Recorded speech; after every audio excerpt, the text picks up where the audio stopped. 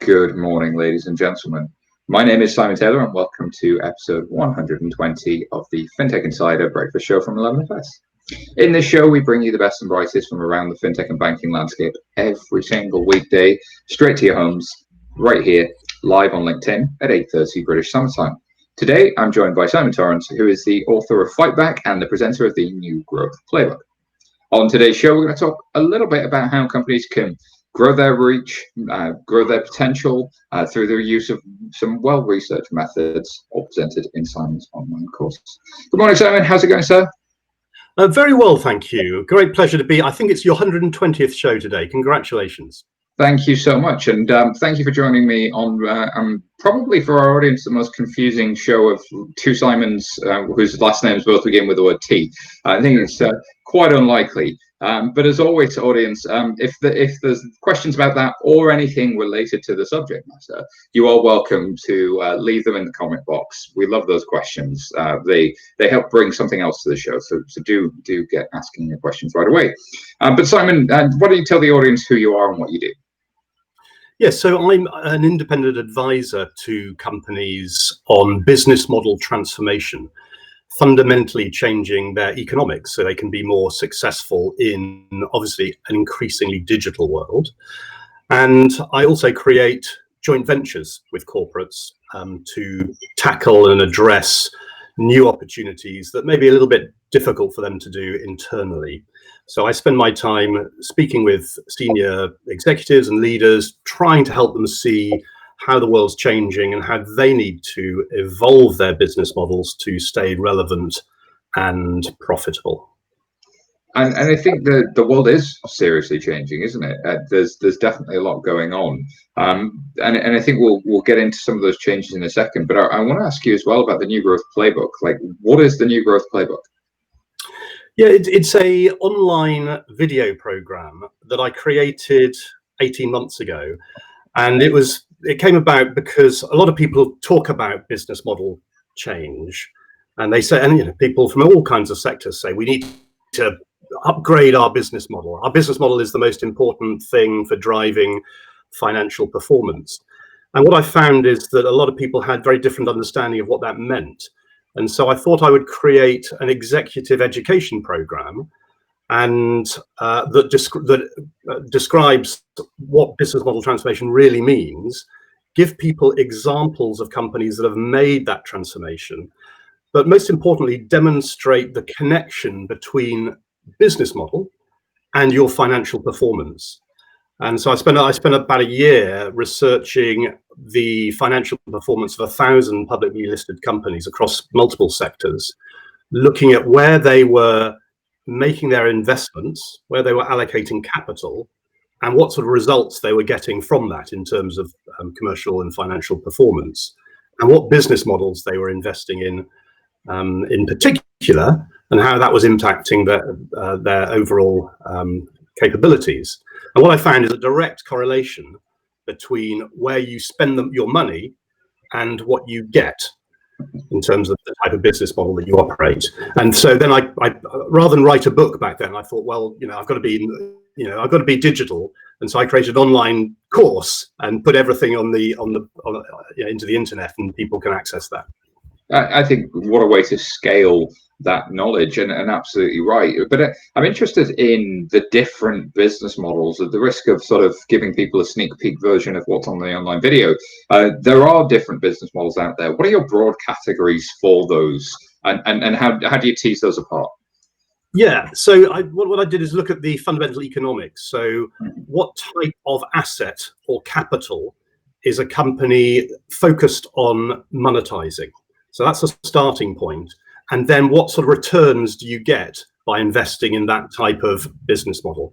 And so there are the following categories. I mean, many companies make money through physical assets. They make stuff and then they sell physical goods and products, or they retail physical goods and products. And that's one category of business model. Let's call it leveraging physical capital. Mm-hmm. And that's, retailers do that, manufacturers, et cetera. And that business model, because it's very capital intensive in terms of creating factories, taking on raw material, etc., generates a certain type of return, and the margins tend to be quite small, and it's quite easy to you're constrained by how much you can increase those margins. So the first is physical capital. The second is, let's say, financial capital. That's where a lot of banks and insurance companies operate, and that's leveraging financial assets and creating and monetizing those. And then you get round to human capital, and that's like businesses like yours and mine, where we hire clever people and we sell them to their capabilities to other people. So that's the third one, monetizing human capital. And then you get to the two most interesting ones now in a digital world, which is intellectual capital, which is encapsulated in software. So that's all the software businesses. And then the new one, well, at least for incumbents, is what I call relational capital. And that's where you're monetizing the relationships between multiple parties. And that's where a lot of marketplaces and platforms fit in. They look at how that a network of buyers and sellers or people trying to do things, and they coordinate matching those people together. They monetize relational capital.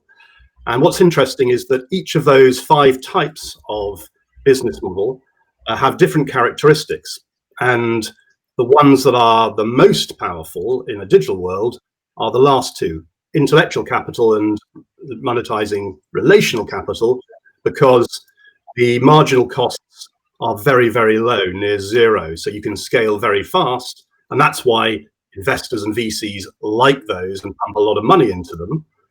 And that's what your business and my business is about, trying to help traditional companies who monetize those other types of capital primarily to incorporate business models that leverage those new types of or those different types of capital, intellectual capital and relational capital. So could you give me an example of a company that's intellectual capital and another one that's relational capital, just to make it really real for people? Yeah, so let's say eBay is a good example of relational capital. So all it does is connect people who want to buy things and people who've got to sell things. It monetizes relationships between multiple parties. So that's a classic example of a marketplace. And then intellectual capital would be any software business, and it might be it could be anything really there. It doesn't have to be multi-sided. It could just be, I've got some software, I sell that software as a service, and the margin and the profit profiles are much higher. Investors like it, and those are the types of business models that, of course, banks and others are looking to try and incorporate into their mix. I might put Netflix and I might put Stripe into the intellectual capital category, because they sort of aren't as obvious in how they would leverage relational capital. Yes, although Stripe is an interesting one. I would say Stripe's then moving from intellectual capital to also add relational capital, because it's creating a very complex, it's creating quite a sophisticated ecosystem around itself of multiple parties, where Netflix is more, it provides a streaming service that you buy. It doesn't really open up to third parties and create a system around itself. There are examples of that big thing on Netflix that everybody's talking about, but I guess Bill Gurley, the legendary investor from Benchmark Capital, often talks about the sort of, it's a network effect business, and as what you would call a relationship business, when the marginal cost of adding new users is almost zero, but they increase the net value of the overall proposition. So the more drivers there are on Uber, the more riders there are, the more riders there are, the more drivers there are, and this creates the flywheel. And this is what everybody's looking to try and create, and why investors get so excited by them. And that's a fundamentally different flywheel to the one that financial services has kind of been used to historically. It wasn't the more customers I have, the more valuable the sort of the service became itself, sort of through a flywheel. It was the more deposits I attracted, the more I could lend. And that's dealing with financial capital rather than dealing with relational capital. It wasn't about the connections between the people that we were aggregating, it was the connection with the capital. And I think that's an interesting point. Exactly. And describing that flywheel is one of the things in the new Growth Playbook, because it's not new for Silicon Valley, but it's new for the vast majority of incumbent organizations and those banks. That concept of leveraging other people to serve your customers rather than trying doing everything yourself. And that's quite a big mindset shift that, my view is that all companies need to make that shift and think about how we can act more as a platform to connect not only our own innovation to customers, but to plug in other capabilities. Other capabilities from multiple parties that are complementary to ours to solve problems for customers. And that's quite a big change for many leaders to get their head around. I think it's quite a significant change, and I guess, and I'm going to remind listeners to keep asking their questions. I've seen one or two pop in, but do keep asking them. Why is it that companies have really lagged behind when it comes to this transformation? Do you think it's a knowledge gap, or there are other factors at play here too? Yeah, it's partly people call it the success trap. So if you just focus on banks for now, these are very well-established organizations that have been around for hundreds of years in some cases, and they've grown very powerful, and in the past they've been generating lots of dividends for investors and so on. And once you get to the top of that type of company, you are a very successful, very well-paid person, and trying to even when you see the pressure from digitalization, shrinking traditional profit pools, bringing in new competition, your natural reaction, because that's what you've done all your life as an executive, is to try and defend your business and protect it, and use other mechanisms like regulatory barriers to protect yourself. So at one level, you're successful doing what you know. Trying to do something that's quite radically different is a big leap forward, and risky, and so on. And then secondly, understanding how these new types of business models that leverage intellectual capital and relational capital, understanding them is quite a challenge as well. And I do a lot of work in the banking sector where with my clients who are trying to explain to their bosses what APIs are, for example, to take this one example, and the executives sort of scratch their heads, see it as some sort of technical thing, but are quite resistant to really engage with that topic, because it's not something they've been successful at for 20 or 30 years during their career. So I think there's I guess the mindset to want to make change happen, and to be the leader that does that, rather than just wait out your tenure in your senior position and let the next generation sort it out. Yeah, that's one thing. And then, but really spending the time to understand these types of new business models, and being bold at saying, right, we are going to execute this. It's not just going to be a small experiment in the corner. We're going to make a bold move, and we're going to reallocate capital to it. So we're going to take money that we normally spend on certain things and put a large and significant amount into making things happen in terms of digital types of business models. It's interesting, though, that banks have spent a lot on digital in the past decade or so, and if anything, the large banks haven't really been threatened by the fintechs. They're sort of, their market dominance is, if anything, really grown. So yes, they've spent billions on digital transformation, but their apps are reasonably well liked. They still have the majority of the deposits, and post-pandemic, they still have the majority of the deposits. So if you look at it in terms of the financial capital business model and versus their peers, the big banks have done well versus their peers. Is what you're saying that there's a different game sort of playing out? Yeah, because versus their peers, yes. But as you know, if you look at the economic profit of banks, it is very, very negative. Economic profit is profit after cost of capital. So if you compare banking to every other sector, it's one of the worst. I mean, I think it's second worst of all sectors worldwide in terms of the business model fundamentally not being profitable. Banks use up more resources than value that they create. And so against their peers, that's fine. But fundamentally, the banking business model is under significant threat and is generating fewer and fewer profits, ultimately being unprofitable. And you see that in return on equity figures as well. Many banks are in a very unsustainable position. So the ones that have, and that will get worse and worse, protected a bit by regulation for a time being. But as you know, and you've written that great report on banking as a service, that's gonna squeeze the banking business model even more. So it sounds then like you could look to your left and right as a bank and feel fine, but actually, if you look at some of the bigger competitors from the Googles, Amazons, Facebooks, and the platforms, actually the conversation is quite different, and who are you benchmarking against? So it's kind of interesting. Some good questions here coming in from the one and only David Breer. You might know this chap, friendly neighborhood CEO of 11FS. He asks, is the lack of banks evolving for too long the big risk, and does it actually now require more of a revolution than an evolution in business models, cultures, technology, people thinking, sort of, and how do you go about doing something like that? Yeah, I'm doing some work with the World Economic Forum at the moment on creating a model to help incumbents think this through.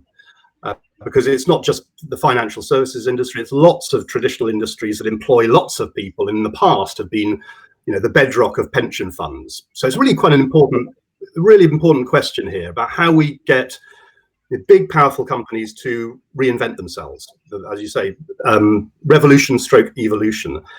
And the biggest fundamental barrier, in my view, is the organizational structure.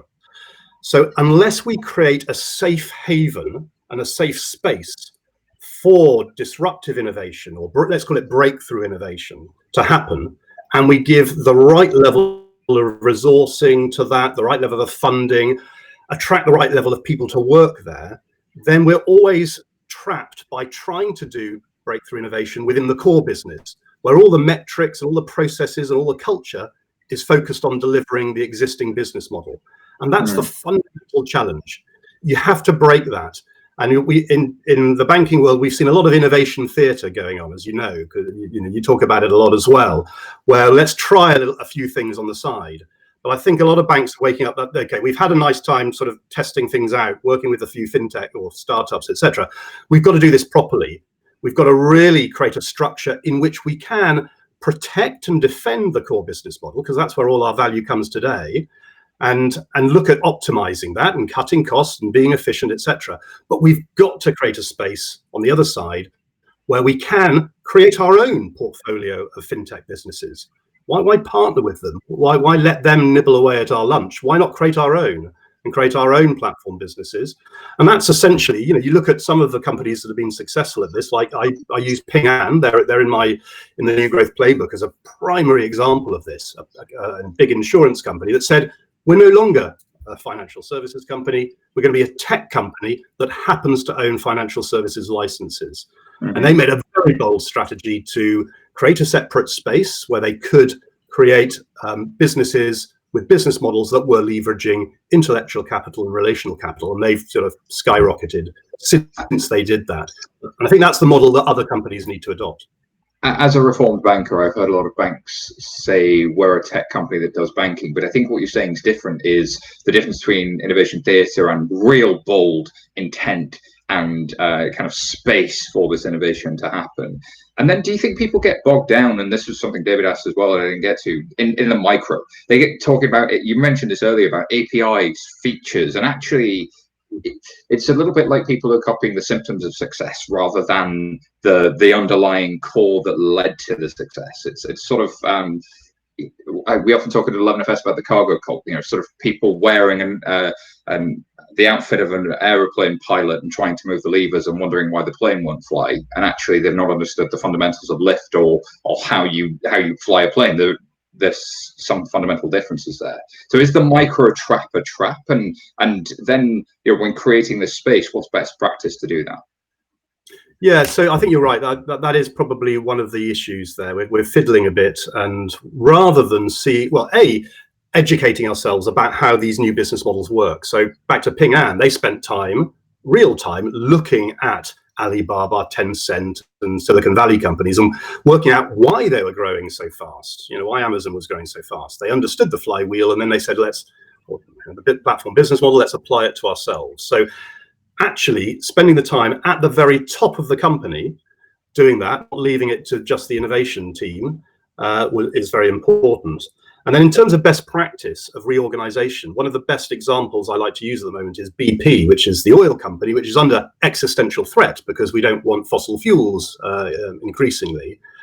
And they tried everything. They've done every type of innovation you can imagine, but they've made a bold move recently to set up a completely separate business unit led by the deputy CEO, and that's important, not by the innovation manager, the deputy CEO, to create their own 5 unicorn-sized businesses in the next 5 years. So they said, we're going to create our own unicorn businesses over here in 5 years, but critically, it's not sort of something that's way distant from the core business. Those unicorns have to deliver 5% EBITDA margin back to the core business. That's part of their metrics, not some random separate business. And I think that connecting the core with the future is really important. And they created a governance model to make this model work in terms of created internal contracts between the existing business units and the future business unit, and address a lot of the problems that stifles real breakthrough innovation today. And that's one example I use to help people to think about how to execute these ideas. And it's helpful. So Rita Martins was actually asking the question as you spoke, if there is breakthrough innovation not in the core business, how can the teams make sure it's embraced by the core teams? I guess what you're saying is sort of those metrics and that corporate structure is really key. Exactly. And then, as I said, internal contracts between the future creating business and the core business. So we know in advance how we're going to operate. And we also, the other thing is we have a shared vision of the future. I think this is the other thing. I mean, things are changing so fast, particularly in financial technology. A lot of companies don't spend time to look into the future, say 5-10 years out, zoom out in those words, and really understand how our world is going to be changing and what roles we should be playing or we could be playing in that world, and what roles other people will be playing that may be threatening to us. And so one of the things I do a lot with people is to say, let's spend a bit of time zooming out and understanding that at the very top of the company. So we can't just leave it to the innovation team here, but we're in charge of this business and we need to take responsibility for that. And once you do that, I was going to say, once you do that, you've got the context for how you need to restructure and the types of solutions you might want to be creating. So there's a question coming in from Bhavin Shah here, said, will stakeholders give incumbent financial services time to develop these unicorn businesses? And is there a way to even value that? Because financial services is an industry with its own quirks. Yeah. Well, yeah, exactly. You've got to create the safe space for it to happen. I mean, so don't get sucked. I mean, that's the critical thing. If you don't create that safe space, then you get all these immune system challenges and problems that question implies. I wonder, Simon, as well, does stakeholders also mean shareholders? So if I think about shareholders of a big bank, and I think about some of the private equity and hedge funds that would have positions in a large bank's cap table, they've seen the share price really tumble. Maybe they're really looking for those stocks to drive dividend yield and for share buybacks, and that's the only way those stocks have been able to deliver shareholder value historically. Actually, is there something in really having the right people, the right investors, and how much are boards and CEOs really hampered by their shareholder construct? Yeah, so that is a big issue, and investors pigeonhole companies based on their business models. They know what banks do, or they have known what banks do. They know what sort of returns they make in the past, and they say stick to that. And then we know what we'll get back from dividends or buybacks, and that suits us. Now, I think we need to be educating the shareholders as well that that's not going to continue in the future. With COVID, the projections for economic profit for banks is even worse. So they're going to have even less money for buybacks and dividends. So there is a need to engage the shareholders, and that's a difficult thing. So what when I speak to equity analysts, they often say, well, we'll believe it when we see it. So a lot of people talk a good game and do a bit of PR puff, and then nothing really happens. So I think you can do this under the radar and prove it first, and then you can start to get a bit of dispensation from the investors.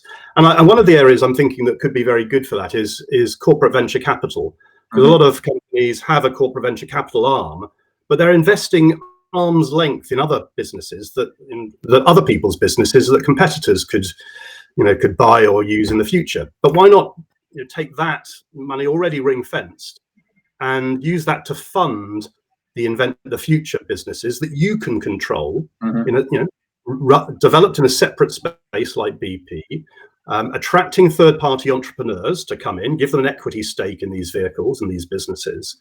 And that's a good way of getting things moving fast and effectively without necessarily having to ruffle feathers of investors who don't believe you can change much. And as soon as one of these ventures pops up on the annual report contributing 5% of EBITDA or more, then suddenly they're going to start asking the right questions about where's this growth coming from and how do you get more of that, and why is the margin so much better? And that's probably a good conversation to be having. It was interesting that in Goldman Sachs Q2 results, whilst they had a phenomenal quarter because of their fixed income trading and their trading desks, the sort of the retail bank Marcus continues to grow behind the scenes, and that's been a real sort of external investment that the market has seen and is now proving itself, and they just went and did it. So I think there is something to be said about that. So we're coming to the top of the hour. I guess if people want to hear more about the new Growth Playbook and the insights you offer, where can they go to find out more? Well, newgrowthplaybook.com. That's nice and simple. Or find me on LinkedIn. Do connect with me on LinkedIn. I love to talk about this topic, and you'll find a lot of stuff on my blog as well, so simon-torrance.com, but they're all connected, all these things, so you can find it quite easily. They absolutely are, and you wrote a fantastic article about embedded finance and everything to do with banking and platforms and relationship business models, so please do check that out, folks. All right, I'm sure everybody's got days to get to, so we'll let you get to it. I want to just remind everybody that tomorrow we're going to be joined by Emma Steele from Ascension Ventures, and we're going to take a look at how the industry can tackle the poverty premium. So we're excited for that with Emma. Have a great day, everybody, and goodbye for now.